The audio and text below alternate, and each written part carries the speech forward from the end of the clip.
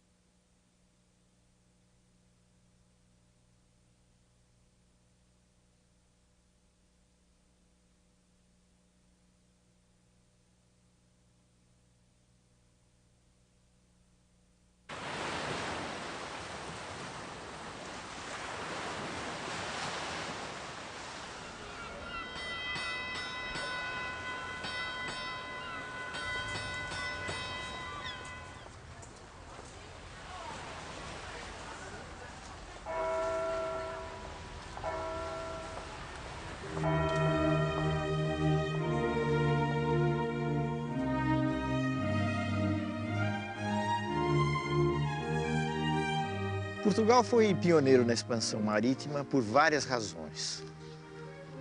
Uma de ordem interna foi o fato de que muito cedo Portugal se transformou numa monarquia centralizada. E a coroa portuguesa teve recursos suficientes para empreender uma grande aventura em busca de novas terras. Mas isso é apenas uma história, existem outras razões. Portugal aprendeu com os genoveses da Itália, as técnicas de navegação, andando pelo mar Mediterrâneo.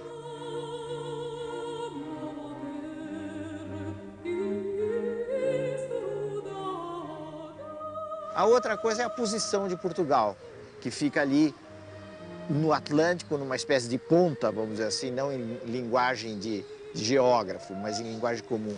É uma ponta da Europa. E isso facilitava que os portugueses se lançassem pelo Atlântico afora em busca de novas terras.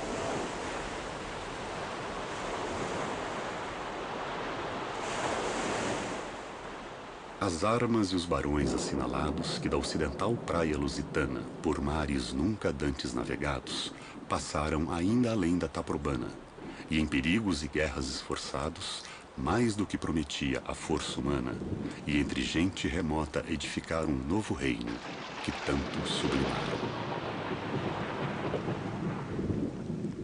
O que é que os portugueses, afinal de contas, foram buscar saindo da sua terra? Certamente eles foram buscar, em primeiro lugar, benefícios materiais.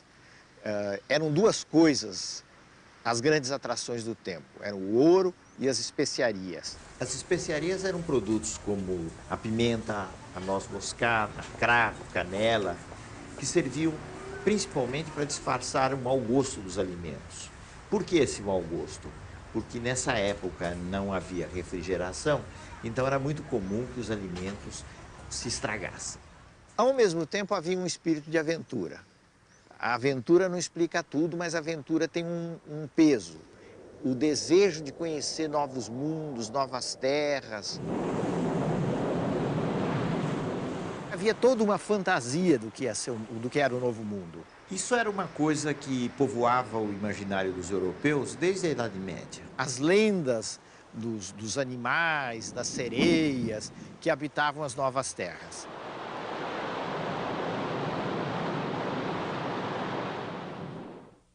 As expedições portuguesas pelo mar eram expedições muito avançadas tecnicamente para as condições da época.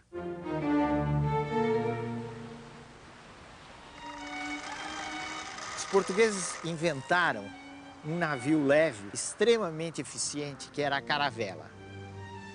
Foi com a caravela, numa grande expedição, que o famoso Pedro Álvares Cabral acabou avistando a terra brasílica nas costas da Bahia.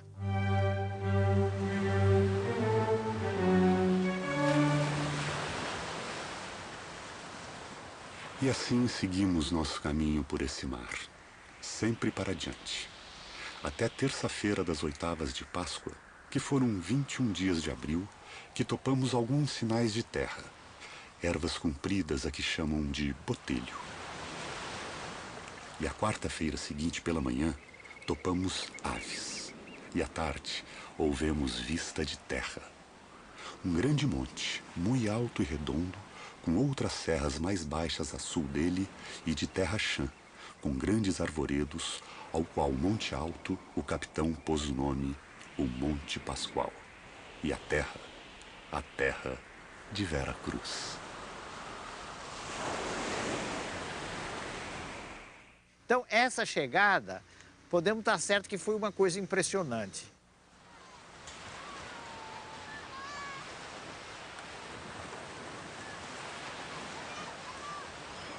Era um mundo fantástico que se abriu aos olhos dos portugueses. E tem um reverso ainda mais complicado dessa história.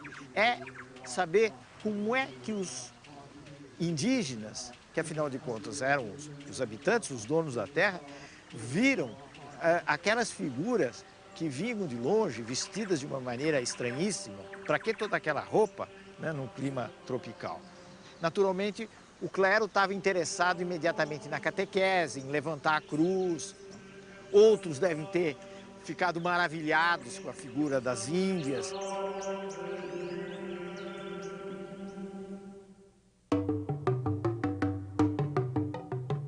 Os quadros que são feitos da chegada, que foram feitos muito no século XIX, refletem uma maneira de ver essa descoberta que pode estar muito longe do real, porque é a maneira de um pintor do século XIX.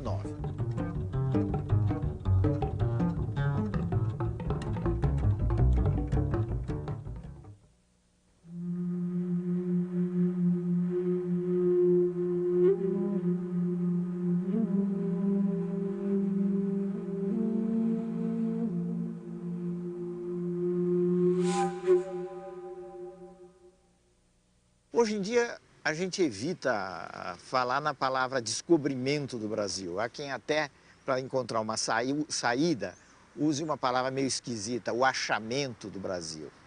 Mas o Brasil não foi nem descoberto nem achado. Se nós tomarmos essa expressão para dizer, bom, isso era uma terra inteiramente vazia que os portugueses chegaram.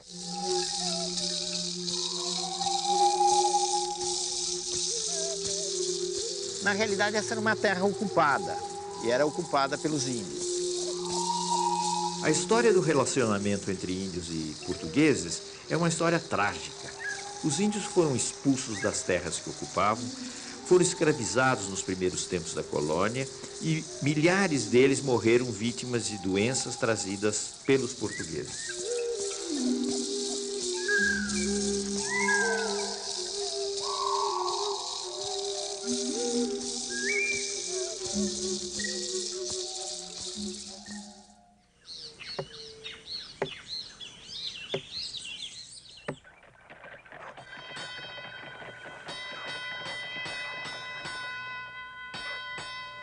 Esse Brasil dos primeiros tempos, dos anos 1500, 1600, pode ser definido, melhor do que qualquer outra coisa, por uma frase de um cronista importante do Brasil, que foi Frei Vicente de Salvador. Frei Vicente de Salvador dizia que os portugueses, a princípio, se arrastavam pela praia como caranguejos. O que quer dizer isso? Que eles conseguiam ficar apenas na praia, quer dizer, ficavam apenas no litoral. E muito concentrados no litoral do Nordeste. Eles estavam muito preocupados e muito interessados no comércio com a Índia. E eles pensaram no Brasil como uma espécie de ponto de parada na rota para as Índias. A primeira forma de governo do Brasil colônia foi o sistema de capitanias hereditárias. As capitanias, em geral, fracassaram, com exceção de São Vicente e Pernambuco. Diante do fracasso, então, Portugal estabeleceu um sistema centralizado de governo, que foi o governo geral.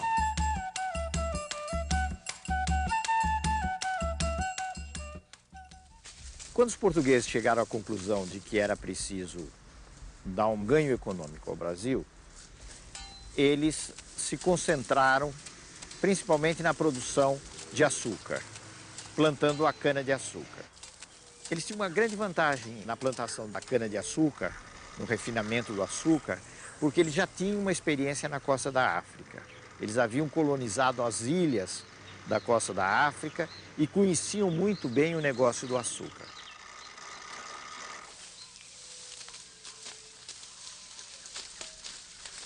Só que para tocar uma grande fazenda de cana, eles necessitavam de braços. E não havia, na realidade, atração por parte do povo português para atender às necessidades de um trabalho dessa natureza, que seria inevitavelmente um trabalho quase escravo. Então era preciso, de alguma maneira, encontrar uma saída para o problema da mão de obra. E foi aí que os portugueses começaram a utilizar os índios e depois a explorar o tráfico africano.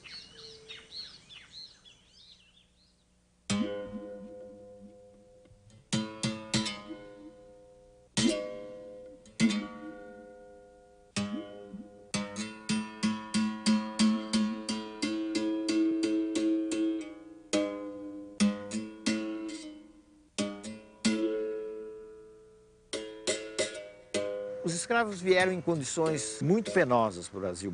Morria muita gente na travessia da costa da África para o Brasil.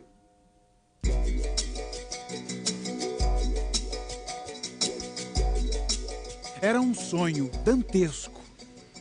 O tombadilho que das luzernas avermelha o brilho em sangue a se banhar, tinir de ferros, estalar do açoite. Legiões de homens, negros como a noite, horrendos a dançar. Negras mulheres suspendendo as tetas. Magras crianças cujas bocas pretas rega o sangue das mães. Outras, moças, espantadas, no turbilhão de espectros arrastadas, em ânsia e mágoa. Vãs. Senhor Deus dos desgraçados, dizei-me vós, Senhor Deus, se é loucura, se é verdade, tanto horror perante os céus.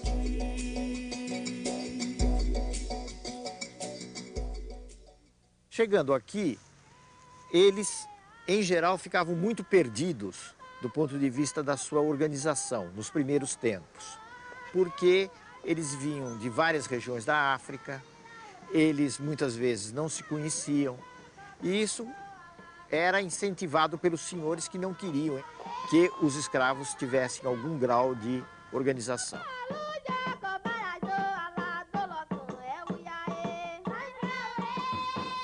A resistência dos negros à escravidão teve, no Brasil, muitas dificuldades para se realizar. A extensão do país, a diversidade dos grupos, mas ela acabou existindo. Só que nunca houve nada no Brasil, não só no Brasil como em outras colônias, que fosse semelhante a uma grande insurreição, como aconteceu no Haiti em fins do século XVIII. Mas as resistências existiram e a forma mais conhecida da resistência é a forma do quilombo. É uma organização de negros fugidos, mas se sabe hoje que não só de negros fugidos, havia gente que se juntava aos negros e tinha uma forma de vida própria.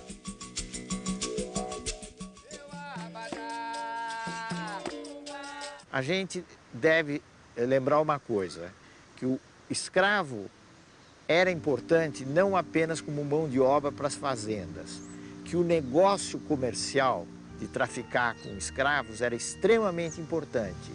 E em certos períodos da história brasileira, muitas riquezas foram geradas simplesmente no comércio de escravos e não na produção baseada no trabalho escravo.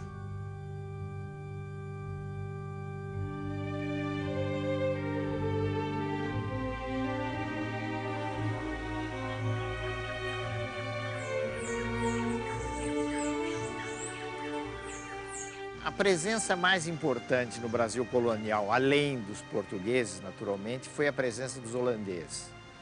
Os holandeses, em primeiro lugar, vieram para a Bahia, ocuparam Salvador, foram obrigados a se retirar e fizeram uma segunda invasão, permanecendo aí já muito mais tempo em Pernambuco. O que é que os holandeses vieram buscar no Brasil? Vieram realmente tentar uma colonização, ganhar postos no Brasil e, ao mesmo tempo, vieram fazer uma coisa muito importante, que tem a ver com a costa da África. Vieram controlar ou tentar controlar o comércio de escravos, tanto assim que ao mesmo tempo em que eles ocuparam postos no Nordeste, ocuparam Pernambuco, eles avançaram sobre a costa ocidental da África. Os holandeses foram guerreados, naturalmente, por Portugal, mas também pelos colonos que aqui estavam, pelos índios, pelos negros e até quem diga, com algum exagero, que o sentimento de brasilidade começou na luta contra os holandeses no Brasil. Eles acabaram sendo militarmente derrotados, foram expulsos e se retiraram.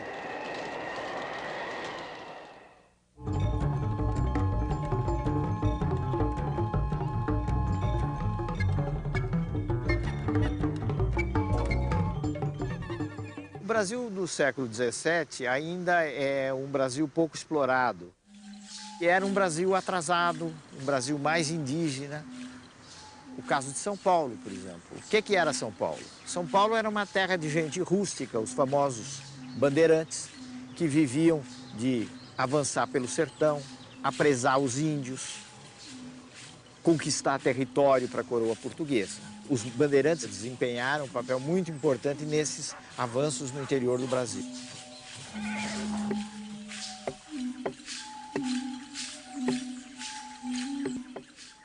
Do ponto de vista da formação desse povo brasileiro, entrou uma grande miscigenação, quer dizer, falando menos difícil, um grande cruzamento de raças.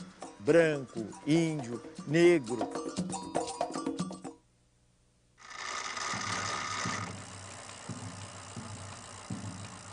Em meados do século XVIII, mais ou menos, finalmente os portugueses quebraram uma frustração muito grande que eles tinham com os espanhóis.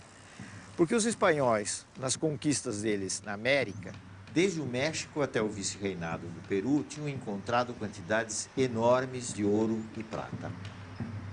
E os portugueses andavam em busca dos metais preciosos e realmente não encontravam.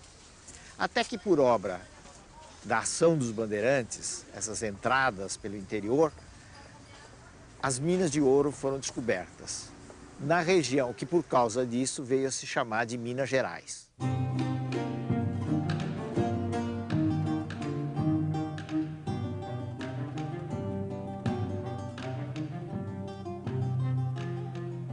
Do ponto de vista da sociedade, nós temos a primeira experiência de grande imigração branca para o Brasil. Quer dizer, os portugueses não se interessaram pelo açúcar, muito menos por entrar pelo sertão adentro, né? Mas quando se soube que havia ouro no Brasil, metais preciosos no Brasil, diamantes no Brasil, houve uma imensa corrida em busca do ouro para o Brasil de imigrantes vindos de Portugal.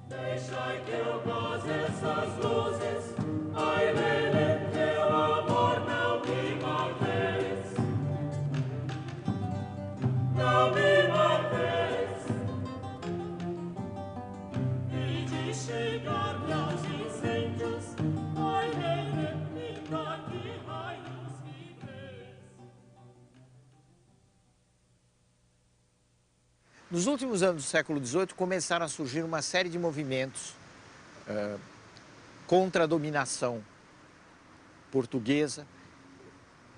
Dizer que eram movimentos de independência talvez seja um pouco exagerado. Desses movimentos, apesar de haver outros muito mais populares do que a Inconfidência Mineira, a Inconfidência foi a mais importante, foi a que teve a maior repercussão. Basta ver a atitude que a coroa teve. A coroa montou um grande processo, condenou várias pessoas à morte e, no fim, acabou fazendo uma encenação espetacular com o enforcamento de Tiradentes.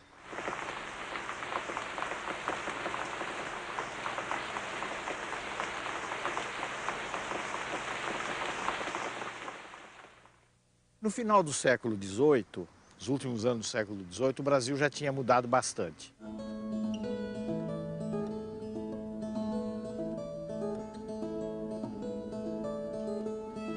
a gente já pode dizer que os portugueses não se arrastavam pela costa como caranguejo. Já tinham avançado para colonizar o país. Não era ainda o Brasil de hoje, mas era alguma coisa que, na sua fisionomia de território, se aproximava do Brasil de hoje.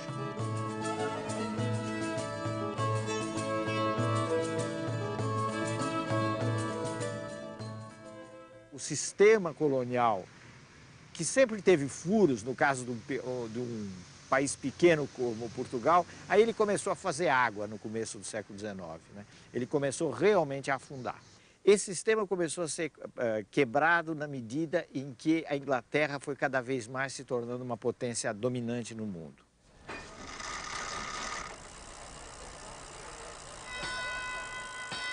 Os ingleses começaram a se desinteressar do tráfico de escravos, não é porque eles tinham razões humanitárias, de repente, para acabar com o tráfico de escravos, mas porque a mão de obra livre começou a se tornar mais interessante, livre entre aspas, porque as pessoas eram bastante exploradas, mas de qualquer forma já não tinham mais a condição de escravos.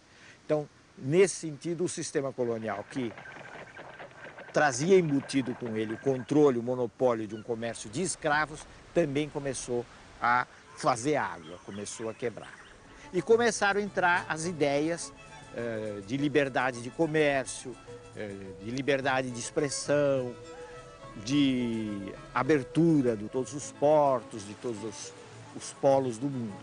Tudo isso veio junto com o movimento de, pelo menos, autonomia das antigas colônias.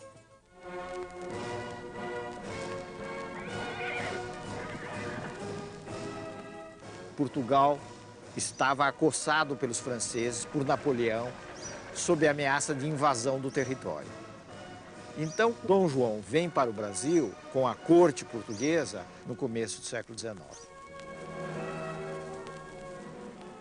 Essa vinda da família real mudou muito o quadro do Brasil. Há quem diga de uma forma muito sucinta, muito resumida, eu acho que uma frase muito feliz, que a metrópole virou colônia e a colônia virou metrópole.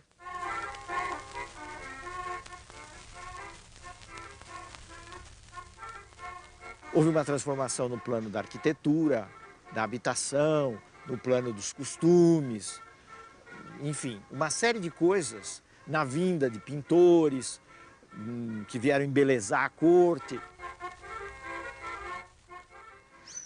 No plano das relações internacionais, um dos fatos mais importantes da vinda de Dom João VI é o reconhecimento, com todas as letras, da liberalização do comércio internacional. Quer dizer, o Brasil tinha os seus portos abertos às nações amigas, e a gente deve pôr isso entre aspas, porque as nações amigas, nesse caso, era uma expressão que significava basicamente a Inglaterra. Quer dizer, a partir daí a Inglaterra pôde ter um acesso direto aos portos brasileiros, ao comércio com o Brasil, coisa que já existia, mas de uma forma indireta.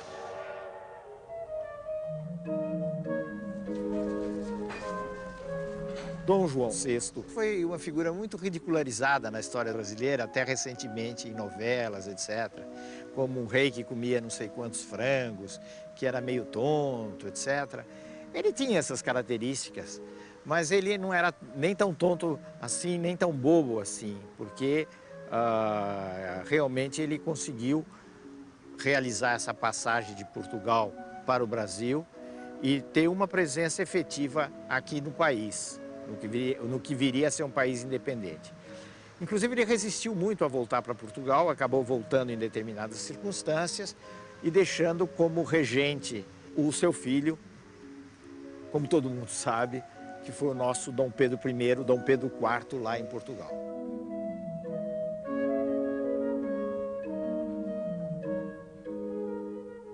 Esse fato da presença de Dom Pedro e também as pressões das elites do Rio de Janeiro, sobretudo, acabaram levando a uma situação de progressivo atrito com as cortes portuguesas, situação que acabou concluindo com o famoso ato que é muito discutido, muito comentado, foi objeto de quadros históricos, que foi a independência do Brasil, aqui em São Paulo, na colina do Ipiranga.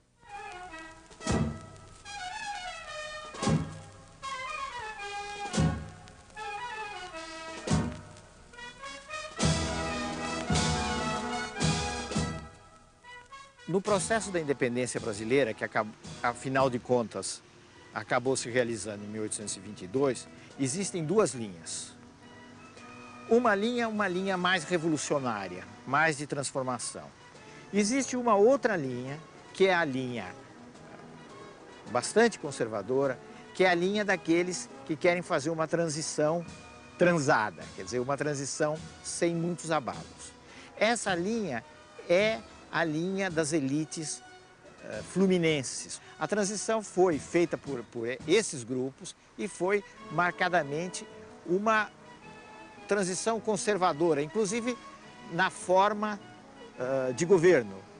Nós temos que lembrar que o Brasil se constituiu numa monarquia entre repúblicas. Todos os outros países da América Latina se tornaram repúblicas, mas no Brasil houve uma continuidade monárquica.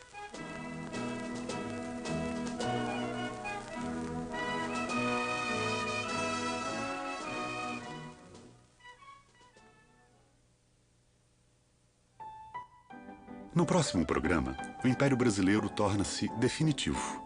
O longo reinado de D. Pedro II, o sucesso do café, o começo da indústria e, ainda assim, a demora em pôr fim à escravidão.